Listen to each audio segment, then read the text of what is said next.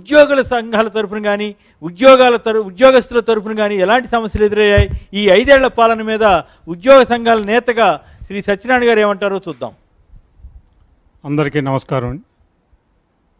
గత 5 సంవత్సరాల నుంచి ఆంధ్రప్రదేశ్లో ఉద్యోగులు, ఉపాధ్యాయులు, కార్మికులు అంతా కూడా చాలా భయాందోళనకరమైన పరిస్థితుల్లో ఉన్నారు.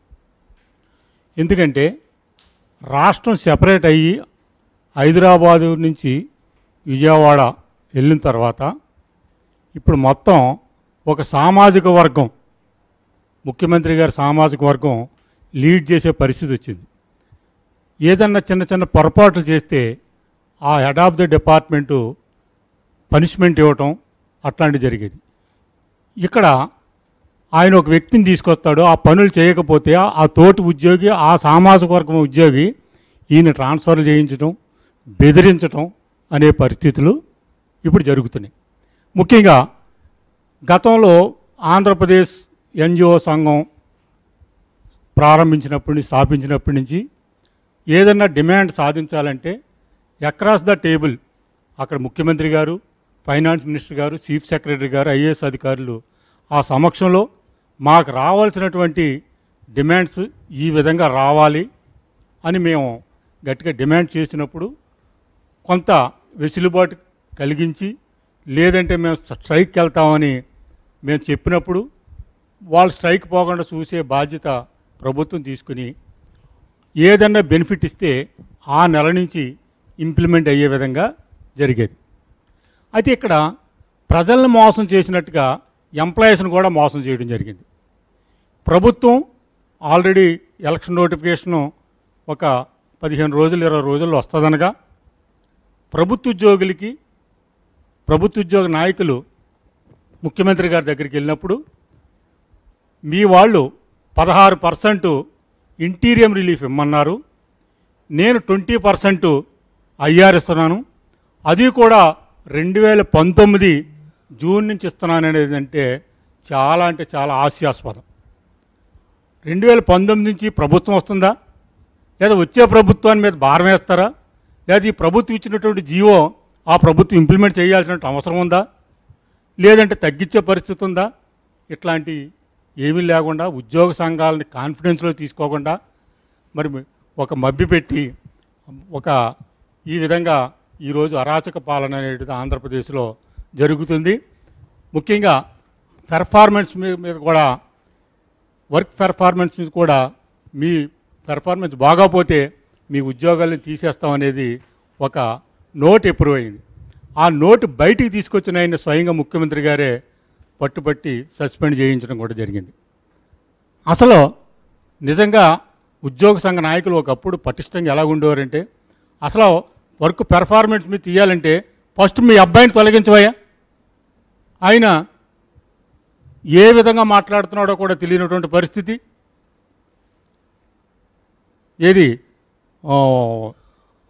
ఏ మీటింగ్కి వెళ్ళినా సరే ఆయన ఏం మాట్లాడలేనటువంటి పరిస్థితి. తెలుగుదేశం ప్రభుత్వంలో పనిచేస్తున్నటువంటి ముఖ్యమంత్రి గారు కుమారుడు ఆయన ఏ విధంగా మాట్లాడుతున్నాడో మనం మీడియాల ద్వారా చూస్తున్నాం, మనం ప్రత్యేకంగా చెప్పగలదు. అట్లాంటి ఒకప్పుడు నా బాగా గుర్తు, విజయభాస్కర్ గారు ముఖ్యమంత్రిగా ఉన్నప్పుడు స్వామినాథన్ అని ఒక ఎన్జిఓ లీడర్ ఉండేవారు, తెలంగాణ ఎన్జిఓ నాయకులు. ఇంకో ఆయన మన తర్వాత తెలుగుదేశంలో చేరాడు ఒక ఆయన, ఇంకో ఆయన పేరు ఏదో మర్చిపోయాను, రమణయ్య గారు. కరెక్ట్. వాళ్ళిద్దరూ కూడా దీక్షలు కూడా చేశారు కదా, వాళ్ళు గట్టిగా అంత ధైర్యంగా ఉండేవాళ్ళు. ఇప్పుడు ఎందుకు అంటే ఎమ్మెల్సీ పదవి, ఇప్పుడు అశోక్ బాబు గారికి ఎమ్మెల్సీ పదవి ఇచ్చారు, అట్లా అశోక్ బాబు ఎమ్మెల్సీ పదవికి అమ్ముడైపోయి ఉద్యోగ సంఘాన్ని ఏపీ ఎన్జిఓ సంఘాన్ని ఏబీ ఎన్జిఓ సంఘంగా మార్చేసి తాకట్టు పెట్టేశారు ప్రభుత్వం. ఏబీ ఎన్జిఓ ఆంధ్రబాబు చంద్రబాబు నాయుడు గారి సంఘమే ఇప్పుడు. అట్లా ఏపీ ఎన్జిఓ సంఘం లేదు ఇక్కడ. ఆయన అసలు ఎందుకు చెప్తున్నానంటే, అశోక్ బాబు రిటైర్ అయిన తర్వాత అక్కడ కోఆప్షన్ వచ్చినప్పుడు జనరల్ సెక్రటరీ ప్రెసిడెంట్ అయ్యాడు. ఆ జనరల్ సెక్రటరీ పోస్ట్ని ఎట్టి పరిస్థితుల్లోని మీరు ఫిల్ చేయడానికి లేదు, ఇది నేను హుకుం జారీ చేస్తున్నా, నా సామాజిక వర్గానికి చెందినటువంటి వ్యక్తిని మీరు జనరల్ సెక్రటరీ పెట్టుకోండి అని దాదాపు 12 అవర్స్ ఆ జనరల్ సెక్రటరీ పోస్ట్ను కోఆప్షన్ కాకుండా చేసినటువంటి చాలా దుర్మార్గమైనటువంటి పరిస్థితులు ఈ రోజు ఆంధ్రప్రదేశ్ ఏంటి ఆయనకి ఇంట్రెస్ట్ ఏంటి దాంట్లో? చంద్రబాబు గారికి ఏం కలిసి వస్తుంది? ఒక జనరల్ సెక్రటరీ అక్కడ ఆయన సంబంధించినటువంటి వ్యక్తి, ఆ సామాజిక వర్గానికి సంబంధించినటువంటి వ్యక్తి జనరల్ సెక్రటరీ వస్తున్నాడు.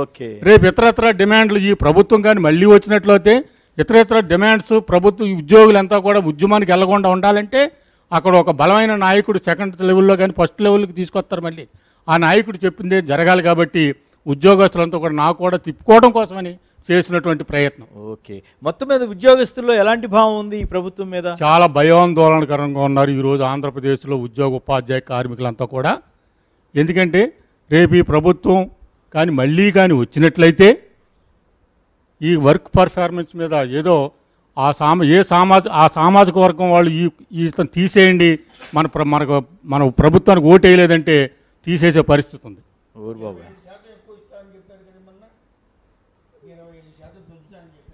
సార్ 20% ఇంటీరియం రిలీఫ్ ఇచ్చారు సార్. అది ఇంటీరియం రిలీఫ్ అది ఫిట్మెంట్ అనేది అది కూడా కొత్త ప్రభుత్వం ఏర్పడిన తర్వాత. ఈ ప్రభుత్వం వస్తుందో ఏ ప్రభుత్వం వస్తుందో మనకు అదో తెలియదు. ఆ ప్రభుత్వం వచ్చిన తర్వాత ఇవ్వాలి. అసలు నిజంగా చిత్తశుద్ధి ఉన్నట్లయితే ఈ చంద్రబాబు నాయుడు గారే ఏ నెలలో అయితే ఇంటీరియం రిలీఫ్ అనౌన్స్ చేశారో ఆ నెల నుంచి ఫోర్స్లోకి రావాలి. ఫోర్స్లోకి వచ్చిన తర్వాత నమ్మకం వస్తుంది. 2 డిఏలు బాకీలో ఉన్నారు. ఆ డిఏలు కూడా ఇవ్వకుండా ఈ ఇంటీరియం రిలీఫ్ అనేది మబ్బి పెట్టడం కోసం చేసింది మాత్రమే తప్ప ఎంప్లాయీస్ మీద ప్రేమతో చేసినటువంటిది కాదు. 1% కూడా కాదు.